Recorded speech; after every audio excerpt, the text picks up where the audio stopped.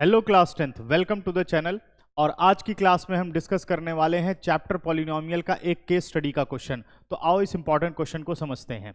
देखिए क्वेश्चन क्या बोल रहा है। A ball is thrown in the air so that t second after it is thrown its height h meter above its starting point is given by the polynomial h is equal to 25t minus 5t square.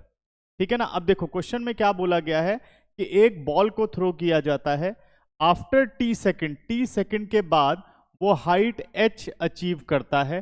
तो time और height में आपको relationship दिया हुआ है h is equal to 25t minus 5t square. Time लिया गया है x एक्सिस के अलोंग और हाइट ली गई है y एक्सिस के अलोंग। ठीक है ना। तो अब क्वेश्चंस देखिए क्या क्या बोलता है। Observe the graph of the polynomial and answer the following question. पहला क्वेश्चन क्या कह रहा है, right the zeros of the polynomial. तो आपको ये पता है कि एक पॉलिनोमियल का ग्राफ एक्स एक्सिस को जिस पॉइंट पे कट करता है, जो वो एक्स की वैल्यूज होती हैं वही कहलाती हैं जीरोज। तो आप देखो ग्राफ एक ओरिजिन पर कट कर रहा है यानी 0 0 पर कट कर रहा है। दूसरा ग्राफ एक्स एक्सिस को कहां कट कर रहा है, 5 0 पर कट कर रहा है। कहां पे कट कर रहा है, 5 0 पर कट कर रहा है। तो अब कह रहा है जीरोज ऑफ द पॉलिनोमियल बता दो। तो फर्स्ट क्वेश्चन का आंसर हो गया, जीरोज हमारे पास हो गए कोऑर्डिनेट 0 0, एक्स की वैल्यू 0 है तो जीरोज हो गए 0। और दूसरा जो पॉइंट ऑफ इंटरसेक्शन है वो है 5 0, तो दूसरा 0 क्या हो गया 5, यानी 0 और 5 are the zeros of the polynomial. तो पार्ट फर्स्ट कंप्लीट हो गया। अब आ जाओ पार्ट सेकंड पे। Find the maximum height achieved by the ball. आपको बताना है कि बॉल ने कितनी हाइट अचीव की मैक्सिमम। तो आप ये देखो जहां से ये पैराबोला टर्न करता है, ये जो टर्निंग पॉइंट है इसको वर्टेक्स ऑफ द पैराबोला भी बोलते हैं।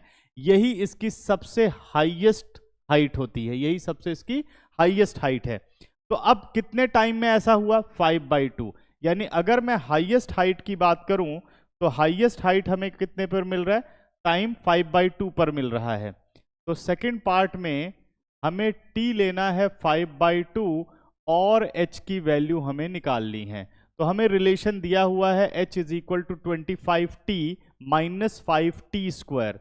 ठीक है ना। तो रिलेशन क्या है, h is equal to 25t minus 5t square और t की वैल्यू कितनी है 5/2 और इसी पर हमें मिलेगी मैक्सिमम हाइट।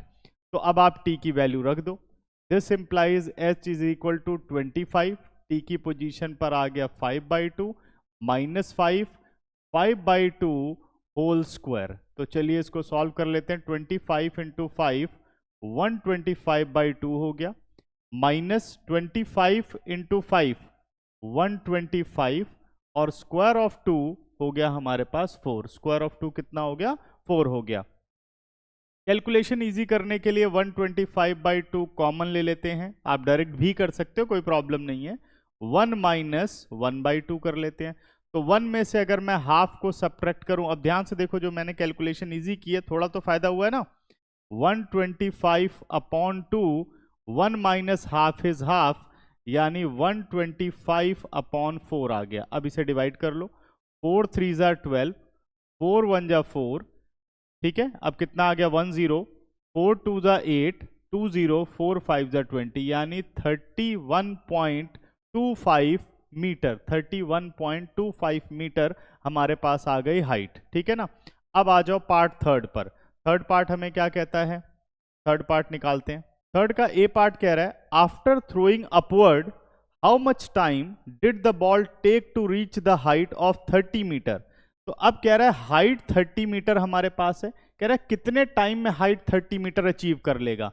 तो अब जरा डायरेक्ट सोचो, इसका मतलब हमें h यहां पर 30 मीटर गिवन है, h हमें 30 मीटर गिवन है और अब हमें टाइम निकालना है। तो अब h की जगह आप 30 पुट कर दो। 30 is equal to 25t minus 5t square. ठीक है ना। 30 को ले आओ आप लेफ्ट साइड पर, सॉरी राइट पे ले आओ, या 5t स्क्वायर को लेफ्ट साइड पर ले आते हैं। ये आ गया हमारा 5t square minus 25t plus 30 is equal to 0। पूरे रिलेशन में से 5 को कॉमन ले लो, विद इन अ ब्रैकेट रह गया t स्क्वायर 5 5 ज़ा 25, 5 6 ज़ा 30 इज इक्वल टू 0, करेक्ट है। अब क्या करते हैं, 5 0 के नीचे जा करके 0 हो गया, T square minus 5t plus 6 is equal to 0। Middle term break कर लेते हैं, T square minus 3t minus 2t plus 6 is equal to 0। पहले दो रिलेशन में से t कॉमन ले लेते हैं, तो ये आ गया t माइनस 3, माइनस 2 कॉमन ले लेते हैं, t minus 3 is equal to 0। तो फैक्टर्स बन गए t माइनस 2 and t minus 3 is equal to 0। Either t is equal to 2 और t इज इक्वल टू 3। तो अब ये कह रहा है 30 मीटर हाइट अचीव करना है। थोड़ा ध्यान से इस कॉन्सेप्ट को समझना है। 30 मीटर हाइट अचीव कर सकता है वो 2 सेकंड में, और यहां दे रहा है 3 सेकंड। तो ध्यान से समझो, जब 2 सेकंड में 30 मीटर अचीव हो जाएगा तो फिर 3 सेकंड का कॉन्सेप्ट खत्म हो गया, ठीक है ना। तो हम प्रेफर किसको करेंगे, पहली वैल्यू को प्रेफर करेंगे। और दूसरा कॉन्सेप्ट ये भी इसमें कह सकते हैं, ध्यान से देखो, कि वो मैक्सिमम हाइट यानी 31.25 मीटर अचीव करता है 5/2 सेकंड्स में। 5/2 सेकंड का मतलब 2.5 सेकंड हो गया। तो 2.5 सेकंड में वो मैक्सिमम अचीव कर लेता है, तो 30 तो कम टाइम में ही अचीव करना चाहिए ना। तो क्वेश्चन में क्या करोगे, यहां से t is not equal to 3, t is equal to 2 second इस क्वेश्चन का आंसर होगा पार्ट थर्ड का, ठीक है ना। ये ध्यान रखना है कि आपको नेग्लेक्ट करना है, ठीक है। आगे बढ़ते हैं। थर्ड पार्ट क्या कहता है, find two different values of t when height of the ball was 20 metre. When height of the ball was 20 metre कह रहा, अगर height of the ball 20 metre हो तो t की दो वैल्यूज बता दो। कुछ नेग्लेक्ट करने को ये नहीं बोल रहा है। तो पार्ट थर्ड का बी पार्ट करते हैं, ठीक है ना। ये ऑप्शनल है, लेकिन अभी क्योंकि हम समझ रहे हैं तो हम सारे पार्ट करेंगे, ठीक है ना। पार्ट थर्ड का बी। अब h हमें कितना गिवन है, h हमें 20 मीटर गिवन है, और हमें t की वैल्यू फाइंड आउट करनी है। क्लियर है। अब h की जगह आप 20 डाल दो। 20 इज इक्वल टू हमारे पास आ गया 25t माइनस 5t स्क्वायर, ठीक है ना। ये पूरी वैल्यूज लेफ्ट साइड में शिफ्ट कर देते हैं। तो पॉजिटिव हो गया 5t square minus 25t plus 20 is equal to 0। पूरे रिलेशन में से 5 कॉमन ले लो, यह आ गया t स्क्वायर माइनस 5t, 5 4 ज़ा 20, 0, और 5 0 के नीचे जाकर के 0 हो गया। तो t square minus 5t plus 4 is equal to 0।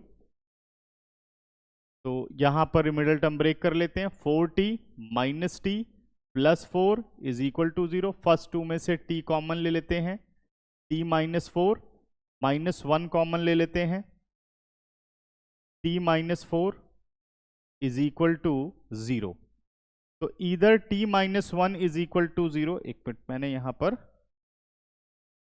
Minus 1 नहीं लिखा, एक बार दोबारा कर लेते हैं इसे। फर्स्ट टू में से हम कॉमन ले लेते हैं t, आ गया t sorry middle term break कर लेते हैं पहले, ठीक है। मिडल टर्म ब्रेक कर लेते हैं हम,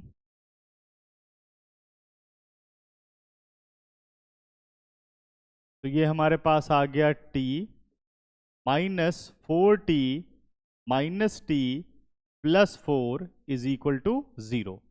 फर्स्ट टू में से t कॉमन, t माइनस 4 हो गया, minus 1 common, t minus 4 is equal to 0। तो फैक्टर्स बन गए t माइनस 1 और t minus 4 is equal to 0। इधर t minus 1 is equal to 0 और t minus 4 is equal to 0।